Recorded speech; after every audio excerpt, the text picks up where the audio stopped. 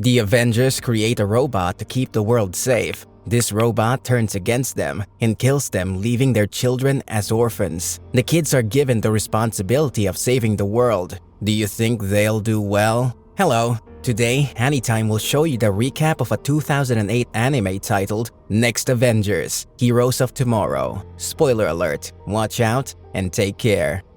Some little kids at an unknown hiding place ask their father figure, the only adult among them, to tell him a bedtime story before they sleep. Reluctantly, the adult, Tony, tells them the story of the Avengers. He tells them that there was a time when an evil human attempted to take over the world in a bid to protect the world from this man, a group of superheroes, which consists of the soldier, the god, the knight, the spy, the giant, the king, the pixie, the ghost, and the archer come together. They form a team called the Avengers. They all work together and they take charge of the world and remove it from the control of this evil man. After the war, they retire to different places while some marry among themselves and others return to their home. They continue their happy life and they give birth to children until another time, another evil man, Ultron, arrives to take over the Earth. Ultron is much more powerful than its former enemy, whose main aim is to take total and absolute control of the world. The Avengers arrive to fight, and just as they had expected, they are too weak to defeat Ultron. Before Ultron kills them, they all hide their children in a far distance so they won't get caught by Ultron. As Tony finishes his story, it turns out the children are asleep already. 12 years later, at that hiding place, Pym, one of the Avengers' kid, play around and train with another kid, Azari. As he jumps into the garden, Azari attacks him and he loses. He accuses Azari of not playing fair, but Azari reminds him that he's the one who asked that they not use magic, but he broke the rule by using magic himself. Azari jumps away and he follows him. Their father figure, Tony, speaks to his robot, Jocasta, while another child, Torun, the daughter of Thor, speaks to her father in what you call his grave. She tells him she has seen visions of their city, Asgard, and the Bifrost Bridge.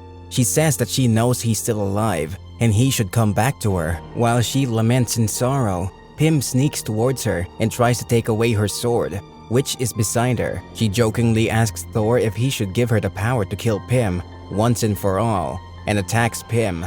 She sends her weapon towards Pym, but Azari jumps in. They talk about their flaws in that game before asking themselves where James, the last child, is. They decide to visit James' quarters, see his room looking filthy, and he's under the blanket. Azari attacks him to wake him up, but he uses his shield to block it, and he pushes Azari away. They get to the field, where the others ask James why he has decided to keep sleeping without training or doing any of his house chores. He asks them what they want him to do when they are all stuck in a building without access to the outside world. He insists that no evil is coming near them in the building, so why must he train? Torun tells him there's still hope, but he sarcastically replies that there is probably hope for her, since her father ran away and left her.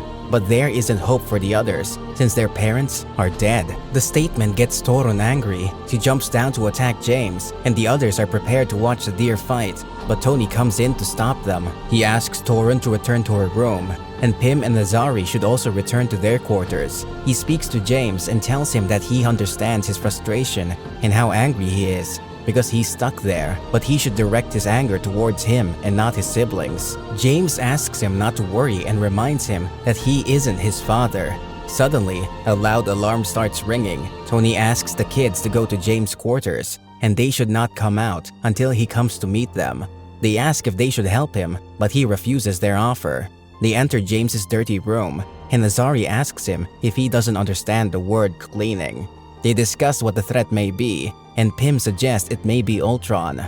Suddenly, they hear a loud noise, and a person breaks into their room. The man greets them, and Tony also comes to attend to the man, who's a robot named Vision. Tony asks Vision if he's being tailed, and Vision replies otherwise. He asks to take Vision to the repair room, and asks the kids to remain in their room. He promises that he will explain everything happening to them once he's done taking care of his robotic friend. Instead of obeying the decision, these children uniformly agree to tail Tony. They follow him until he enters another part of the building they do not know about. As he goes, they enter with him. While they walk through the walkway, James remembers that he has passed through that road before. They eventually see some robot fashioned like their parents. They realize the super story about the Avengers is true, and they all talk about their parents. They decide to keep up with Tony, and while Azari and Pym run off to find Tony, James remains in front of his father, and Toron comes to him to persuade him to follow them. Azari and Pym see Tony when Tony's preparing Vision. They hear Vision tell Tony that Ultron has taken over half of the world, and Vision thinks Clint Barton's son is alive. The boys wonder who Clint Barton is. On the other hand, James asks Toron if she thinks the robot has their parents' memory. He goes near his father's robot and tries to speak to it. He asks if Captain America is online, and unfortunately, the robot wakes and activates the other robots with the mission of killing Ultron. James looks at what he has caused. He sees the robot walk beside him and tries to beg them to return, but they go there. Meanwhile, Tony notices the boys are around him. He also finds out the Iron Avengers are going into battle. He tells Pym and Azari to hold Vision's head. At the Earth, Ultron notices the threat coming. He realizes it's the Iron Avengers, and he's excited that he's getting to face his enemies. Having realized what they had done, Toron and James come to report themselves to Tony, but he understands what's going on already. He tells the kids to take Vision's head and leave. They reluctantly go, and on their way, they hear notifications that all the Iron Avengers are dead. Vision tells them Ultron will soon come for them. In split seconds, a robot, Ultron, jumps into their world. He attempts to attack them, but Iron Man jumps in and attacks back. The kids realize that Tony is Iron Man. He asks them to get into a safe place while he fights Ultron. As they get to the safe place, they realize it's a transportation machine, and Vision uses it to carry them to another safe place called the Savage Land. However, the kids insist that they want to go back and save Tony. They take control of the jet and jump down to fight the robots. Despite Toron's bragging, she loses her fight and calls for Thor, but Thor doesn't come for her. Fortunately, Hawkeye comes to save them. They ask who he is, and he tells them he's Barton. Azari remembers he overheard Tony mentioning Barton, and they tell him they are also Avengers children. They tell him they need to save Tony from Ultron, but he informs them that Ultron doesn't leave anyone alive. However, Betty, an old Avenger friend, tells them Tony will be at the Citadel. The children decide to save him, but Hawkeye refuses to follow them. The Citadel is without security, and they get to Tony fast, but they do not know it's a trap. Ultron arrives to capture and kill them, but Hawkeye comes to save them again. Tony eventually explains that he was the one who created Ultron, but the machine evolves and decides the only way to keep Earth safe is to take total control of the Earth.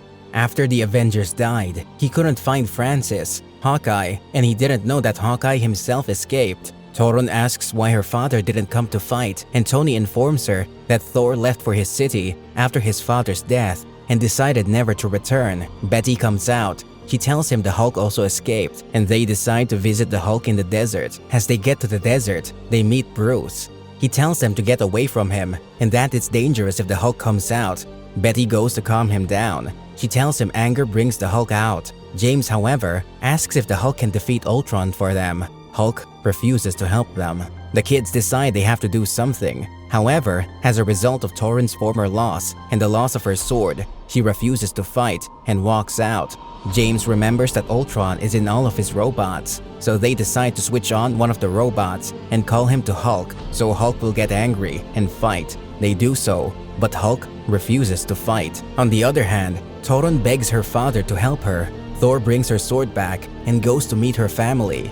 Ultron arrives, but Hulk sends the kids out. The kids struggle to fight to no avail, and coincidentally, one of the robots enters to fight Hulk, and he gets angry and changed. He goes to fight Ultron, but the robot defeats him. While he lies on the floor, Pym stings him and tells him how Ultron called him an ugly beast, and how Ultron thinks he's the strongest. Hulk gets angry and attacks Ultron. He scatters the robot and attempts to fight Pym for stinging him, but Betty calls him to order. He warns Pym and leaves with Betty. Tony tells the kids that it isn't over, and Ultron is built to auto-repair. Toron decides to take the robot into space. She fries him with the oxygen and collapses too. She wakes in her father's arms. Thor tells her he's proud of her and how she has embraced her humanity, and tells her the kingdom is always hers to take. She returns to Earth to meet her friends. Hawkeye tells them they must destroy the other robots in town, and they prepare to fight. Thanks for watching the recap. Kindly subscribe to our channel to get notified when we post the next recap. See you next time.